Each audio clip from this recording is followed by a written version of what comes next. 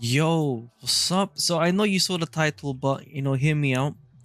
So Jinhsi has dropped, right? I am kind of late in terms of when she dropped. She dropped like hours ago.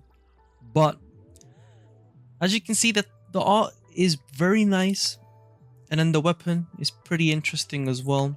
But we're here to talk about why I am going to skip Jinhsi. Now, as a disclaimer, this has nothing to do with meta or thinking she's bad and stuff like that, so don't worry about that. But let's start off with taking a look at her kit at least, right? So unfortunately it's kind of hard to decipher what her kit will be like unless I test play her, but as an overall gist of her kit, she revolves around her forte circuit a lot, and her skill will evolve as you do her combo, right? And essentially making her an on-field DPS, and with some extra mechanics to help with outro skilling with Jinhsi. And essentially, because of all of this put together, she becomes a very massive nuke.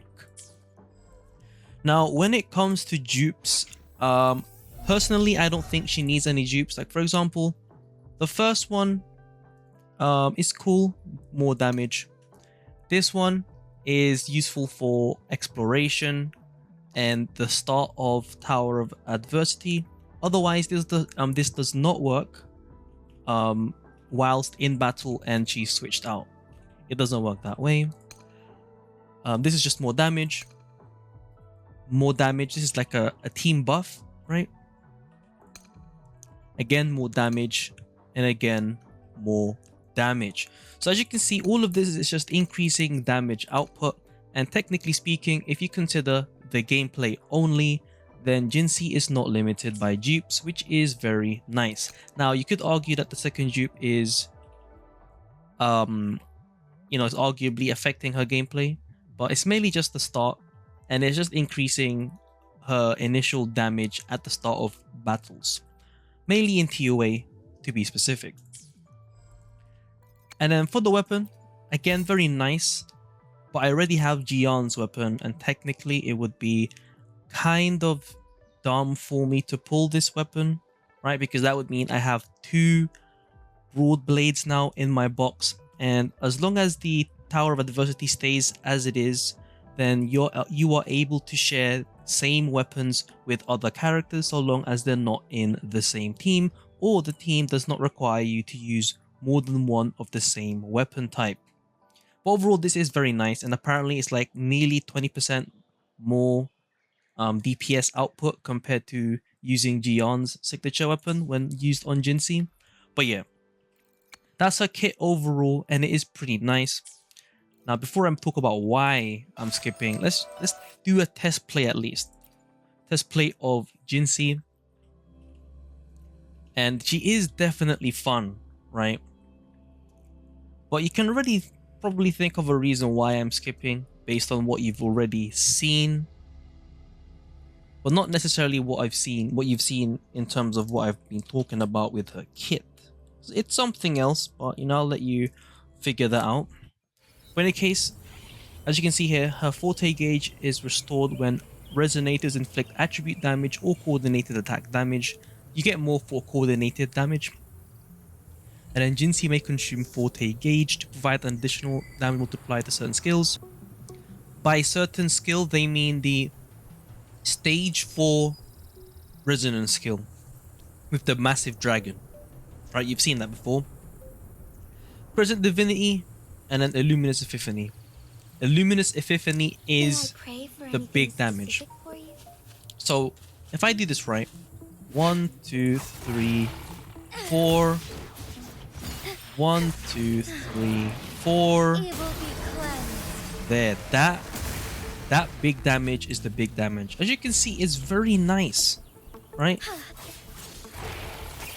And then wait a little bit. Now this, you can still do that, right? And then as you can see, there's a lot of skill damage there. Very fun. Very, very fun, as you can see, right? So again, 1, 2, 3, 4. Go up. You can skill right away. and then 4 more, and then bang. Now every time you do that, it uses up all your forte bar, so you kind of want that maxed if you can. Now the reason why we have Yinlin here is because of the coordinated attacks for Jinhsi. So we're gonna go ahead and try and showcase Jinhsi full damage if we can. We'll do this, right? And then you know, we'll not do any try hard stuff for the time being.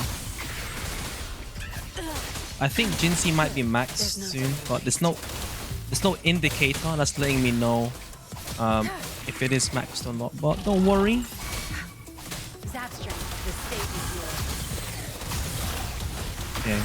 Okay, well that was a waste. Okay, this is a good one right here. So I think Jinhsi might be maxed by this point. Oh, it's not.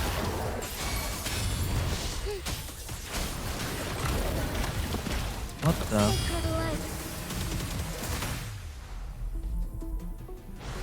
Wait, I didn't see the big damage. Oh no. So, okay, so I must have done something wrong there in terms of gaining the forte bar. So I think I'll have to actually fight with her on field. You're better off using Yuanwu for coordinated attacks, mainly because you can just place the E down and then you can switch to Jinhsi right away. Yinlin is good when it comes to fighting tanky bosses, but when you're fighting lots of weak enemies, Yinlin is going to fall off, mainly because you have to recharge Yinlin's forte bar herself before you can activate the coordinated attacks. So in this run, I'm just going to be doing it just Jinhsi because she does charge up over time as well. So we do that skill, and do that. Okay, so I don't gain that much. Okay.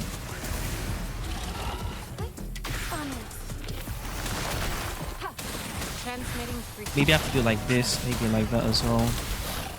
Maybe like that. Just trying to figure out how to get that gauge as far up as possible, but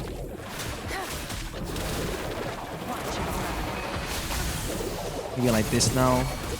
And do this. Oh, well. So I'm unfortunately unable. Oh, I should do the ult, don't I? Yeah. But yeah, I mean, very nice animations. Unfortunately, I'm unable to showcase the big damage. I'll try one more time, and in this case, I'll be explaining why I'm skipping. So, the reason why I am skipping Jinhsi is the most obvious one, as you can already tell from the amount of pulls that I have. Right? I don't have any pulls remaining. Now, my reason for that is because, you know, I was kind of like before Jinhsi dropped and stuff, like the information regarding her, I was like, yo, for the first 2 banners I'm going to pull, and then I'll try and make them as strong as possible, and then save from then onwards, right? And then there you go, you know, I was using Asterite to refresh, and then here I am. Now, her gameplay is nice, but I feel like I don't need Jinhsi, right? That's like the real reason. Now, the reason why I say I might not need her, well, I mean, look. So my first team is using Jian, right? Second team is using Yinlin. And then third team, which I haven't really decided yet, would be using Encore, right? So with Encore, she is already pretty nice, right? And I feel like since I already have 3 teams, maybe if I make them as strong as possible, then perhaps it might be fun. Okay, this one let's see the full combo here. Then do this. Oh, stars, heed my calling. Oh. But I mean, she does a lot of damage though. But yeah, you know, I'm just coping, guys. For those that are watching, I'm probably just coping. Because she is good. Now, I don't know if her DPS is OP, but I have seen a lot of big damage numbers, which is going to be nice to see. And so, you know, there's that. But outside of that, my main reasons is I feel like I don't need Jinhsi. And in terms of her as a character, you know, design is nice, but you know, I'm not really feeling the same thing, you know, as to like the previous banner, if you know what I'm saying. But yeah, apologies if you feel like I wasted 10 minutes of your time watching this video. As I said, she is good. I'm just limited by pulls, right? And I am actually considering pulling for Changli, right? Win or fail, you know, I'm gonna try.